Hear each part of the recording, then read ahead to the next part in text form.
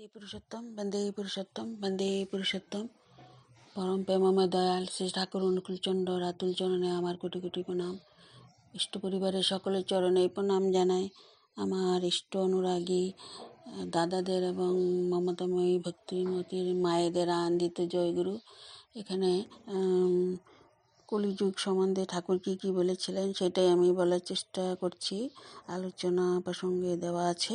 সত্যযুগ থেকে প্রসঙ্গ শুরু হয়েছে। প্রসঙ্গতে বললেন অনন্ত মহারাজের 4 হাত লম্বা। তো শ্রী ঠাকুর বললেন, দেখুন আপনিও আর 3 হাত নেই, এখন 3.5 হাতের বেশি। সতীশদা বললেন, তা তো হবেই, সত্যযুগ আরম্ভ হয়েছে যে। শ্রী ঠাকুর মধুর হাস্য করলেন। শ্রী ঠাকুর অনুকূলচন্দ্র 264। শরৎদা বললেন, সত্যযুগ প্রসঙ্গ উত্থাপন করলেন। ঠাকুর বললেন, সত্যযুগ আনতে হয় করে। আমার লেখা ও বলা সব করারই কথা। মানুষ নিশ্চল অবস্থায় থাকবার জো নেই। হয় সে উপরে উঠবে, না হয় সে নিচে নামবে। প্রত্যেক যুগে উন্নত অনুন্নত 2 শ্রেণীর লোকই থাকে। এক শ্রেণী হয় খুব কালচার হয়ে গেল, কিন্তু আরেকটা হয় পিছনে পড়ল। অন্ধকার যুগে অনেকেই ছিল, আমরা হয়তো ছিলাম। সেই অন্ধকার যুগ থেকে করে করে চলে চলে কৃতযুগে এসেছিল। কৃতযুগকে বলে সত্যযুগ। এই যুগে মানুষ সত্তাপ্রধান হয়, তাই বলে সত্যযুগে। ধর্ম 4 পদ, তেতায় ধর্ম 3 পাদ, দাপরে 2 পাদ, কলিতে 1 পাদ। এখান থেকে আবার 4 পদে যাওয়া লাগে। সে যা হবে তা অপূর্ব। আলোচনা প্রসঙ্গ 19-17। শরৎদা বললেন, ষড়ঋতুর মতো 4 যুগের পূর্ণ আবর্তন ঘটে কি? দাপরে পুরুষোত্তম এসেছিলেন, আবার দাপরে তিনি আসবেন? ঠাকুর বললেন, 1 বছর শীত যেমন আরেক বছর শীতের মতো নয়, তেমনি বিভিন্ন যুগে বারবার আবর্তন হলেও একটা সত্য বা দাপর এর একটা সত্য বা দাপরের মতো নয়। তাই পূর্ব দাপরের পুরুষোত্তম আবির্ভাব হয়েছিল বলে যে পরবর্তী দাপরে তার আবির্ভাব হতে পারে তার কোনো মানে নেই। আবার দাপর বলে যে পুরুষোত্তম এসেছিলেন তাও কথা নয়। যা হোক, যে কারণে যে অবস্থা তার আবির্ভাব হয়েছিলেন তেমন তোর অবস্থায় প্রয়োজনে সমাবেশ হলে আবার তদ অনুরূপ আবির্ভাব ঘটতে পারে, সে যখনই হোক। আলোচনা প্রসঙ্গ 20-298। ঠাকুরকে বিভিন্ন প্রশ্ন করার মধ্যে ঠাকুর বলছিলেন, সত্যযুগে অনেক সন্ত ছিলেন, পরম সন্তের দরকার হয় কলিযুগে, যারা সৎলোককে মানুষের মাথায় জাগিয়ে রাখেন। শব্দযোগ বরাবরই ছিল, অবশ্য শব্দের রীতি কি তা আগে এতখানি জানার দরকার হয়নি। সৃষ্টি যত জটিল হয়ে ওঠে, তার উপাদান উপকরণ তত জটিল হয়ে ওঠে, তার বিন্যাসের রীতিও তদনুযায়ী চলে। একদিন তোমার জামার বোতামের প্রয়োজন ছিল না, একদিন জামার বোতামের প্রয়োজন হলো, তখন কল উপাদান ও উপকরণগুলো সংগ্রহ উদ্ভাবন করা হলো। বৈষ্ণবরা বলে, ধন্য ধন্য কলিযুগ, সর্বযুগ সার। তো প্রফুল্ল দাপন বলছিলেন যে স্বামীজি রামকৃষ্ণ সম্বন্ধে বলেছেন, এবার পতনও যত গভীর, অভ্যুত্থানও তত বিরাট। কৃষ্ণদা বললেন, তাই তো হয়। যেখানে কুষ্ঠ সেখানে সজনা গাছ, সজনের নাকি অশেষ গুণ আজকাল বের হচ্ছে। শ্রী ঠাকুর বললেন, আমরাই প্রথম সজনে নিয়ে কাজ আরম্ভ করি। কৃষ্ণদা, হ্যাঁ, সেই কতদিন আগে টিংচার, মরিঙ্গা ইত্যাদি করা হয়েছিল। আলোচনা প্রসঙ্গে 20-144। আদিতে এক, ইচ্ছায় বহু, শেষে এক, তাই কল্কি। প্রথমে ছিলাম নির্বিকার, কিছু ছিল না, তারপর হলাম বিকার, আবার ইচ্ছা নির্বিকার হতে, তাই কল্কি অবতার।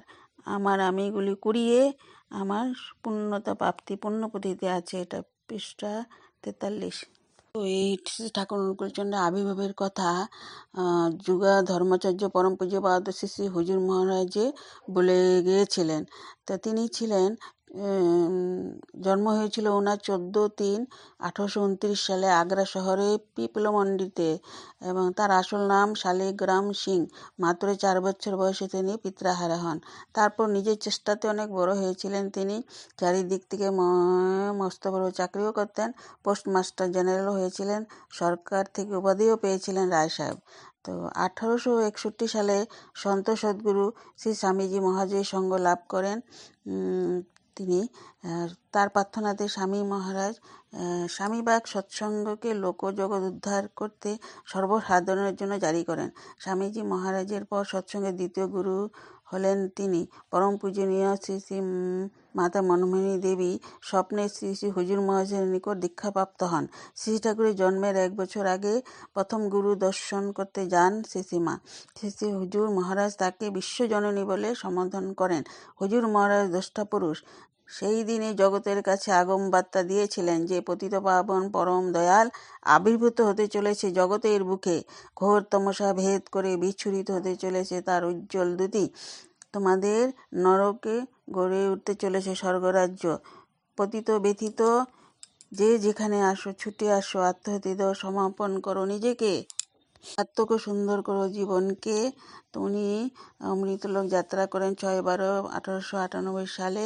শ্রী ঠাকুর মা মনমোহিনী দেবী ওনার থেকে দীক্ষাপ্রাপ্ত হয়েছিলেন। ওনাকে বলেছিলেন যে পতিত পাবন দয়াল ঠাকুর আবির্ভাব হবেন এবং সবার দুঃখ মোচন করবেন। তো এবার তো তিনি ঢাল তরোয়াল নিয়ে বা আসেননি। এবার তিনি আনন্দ প্রেম দিয়ে সবাইকে সবার মন জয় করতে চলেছেন। কেননা ঘরে ঘরেই তো অসুর, কতজনকে মারবেন? তাহলে তো সবাইকে মারতে মারতে থাকবেই না তার সৃষ্টি। সেই জন্য তিনি এবার সবার সাথে প্রেম বিলাতে এসেছেন। এই দিয়ে সবার মনের মানে সব খারাপ জিনিসগুলো প্রভৃতিগুলো দূরীভূত করতে চেয়েছেন। তো জয়গুরু, সবাই ভালো থাকেন, সুস্থ থাকেন, এটাই দয়ালের কাছে নিবেদন করি। যাদের মনে এখনো মানে সন্দেহ আছে তা বা ভ্রান্তি আছে মনে, তো এগুলো বিভিন্ন ইউটিউবের মধ্যে পাবেন। আপনি বিভিন্ন থেকে শুনে নেন। তো তখনই আপনারা কোন দীক্ষা নেবেন, কোন গুরু দীক্ষা নেবেন সেইভাবে। ঠাকুর কিন্তু জবরদস্তি বা কেউ কাউকে জবরদস্তি বলেনি নিতে। সবারই আমরা শান্তি আনন্দ চাই, ঈশ্বর প্রাপ্তি চাই। তো যেখানে যে ভালো হয় সেটাই আপনারা করবেন।